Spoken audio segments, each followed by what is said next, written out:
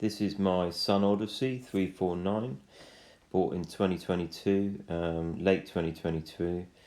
It's been based in Guernsey. It was picked up from La Rochelle from a French Jeannot dealer. It's the limited edition model, which gives it that nice grey gel coat, and various other extras. The boat's been well looked after, and there's been some very useful and very pragmatic modifications. This is the Code Zero I bought from Crusader Sales. Here you can see the jackstays and table fitting that I made. It didn't come with a table, I opted not to have that, so you can remove this table to have the full space of the cockpit, and it can be reduced in size or completely removed and stored underneath the life raft or above the life raft on the locker. You can see that also serves a benefit of holding you in place when you're on the heel. I also added these rope holders and winch holders and general storage holders. On the bow, the anchor roller, I made some modifications, including adding this bob stay and making a hole through the anchor roller to fit the shackle, which is where the furler for the and the halyard for the Code Zero is fitted, and that's worked extremely well. These are the fair leads for the Selden furler for the Code Zero. 8 fenders. Bow locker has various accessories like bridles and bow fender. I also added markings on the anchor every 5 meters and a table on the side. There's also a fixing for locking off the anchor so it's not relying on the windlass. And these are the wheels, which have been covered in leather, and they also have covers. The dinghy's fixed to the transom using 2 pad eyes and 2 snap shackles that are fitted to the dinghy. It's a very practical system, and I think much better than a davit system. And these are some protective covers on the railing. A flagpole holder and the base for that. Boat hook and boat hook fittings on the coat. This is also showing the boat hook holders for the hook and moor system. This is the stern locker, which has various organised systems for holding ropes, etc. against the walls, and also underneath the life raft you can store gas and water. Now onto the saloon, which has been customised to make it sort of homely, with some practical additions and some decorative elements, all of which can be completely removed. This is the bin, which was completely replaced for a much more efficient system, and also shelves that I made, as well as baskets. And you can see against the wall knife holders, cutting board holders, etc. And then this is the bamboo set that came with the boat.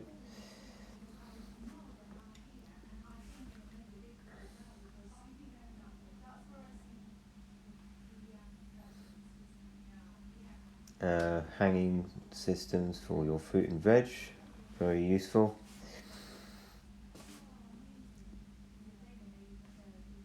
And coffee holder pods for your one's Nespresso.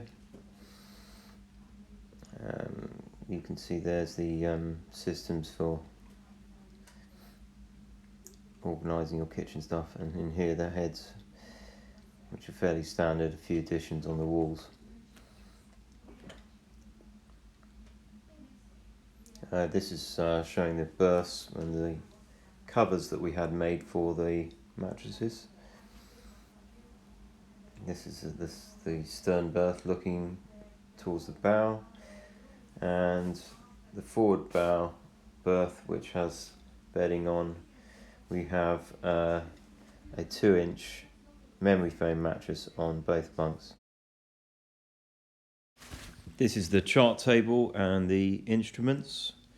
I've added a couple of things, including a VHF speaker in the cockpit, switch for the AIS. In fact, AIS was something I added. Other than that, it's basically the Offshore pack, which includes a chart plotter, wind instruments and autopilot. The control panel for the heating is also located here, as well as there being a remote for that. This is a very useful feature I added for holding your charts and pilot books. And in here is the garage, which has been well organised, utilising the walls as much as possible so you can still use the space inside.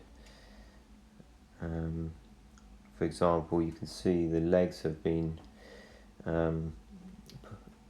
put onto racks, and that's the heating system that supplies heat to 3 areas in the boat. It works brilliantly and really enables you to use the boat for many more months of the year. And a drying rack system behind the shower, opposite the shower. The engine, which is still in excellent condition, has at the time of reporting done 180 hours. It's been fully serviced in accordance with the requirements specified in the manual. Bilges are clean.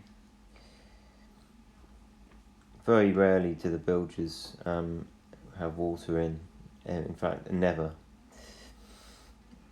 These are again the berths with the covers that we had made, and here you've got the dinghy that comes with the boat. I can't remember the size, I think it's maybe 2.6 possibly. Moving on to the sails, we have mainsail, performance sail from DCX, and also 110% Genoa, which is also DCX. In this image, actually, this is the Code 0. By Crusader sails, actually they refer to it as a Super Zero. It may not technically be a Code 0, but it's extremely versatile and useful sail. We use it all the time, very easy to use, absolutely love it. It has a really wide wind range. It's particularly fun on a reach or a broad reach, but it can actually be used really deep downwind. As you can see here, we're goose winging it and using a preventer for the main. These are just various pictures of our travels, sails, our cruising in Brittany, coast of UK south coast, estuaries, Devon, Cornwall.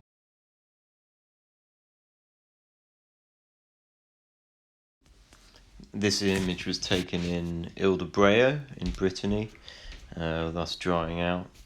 The legs are brilliant. The dealer, when I bought the boat, said that I'd rarely use them. Actually, I use them all the time, and it opens up so many more possibilities of where you go. So that, combined with the lifting keel, are 2 fantastic features of this boat.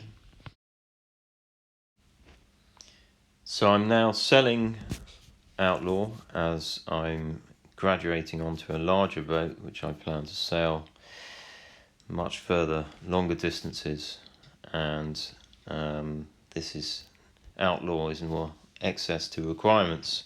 So if you're interested, I would be very pleased to hear from you. Thank you.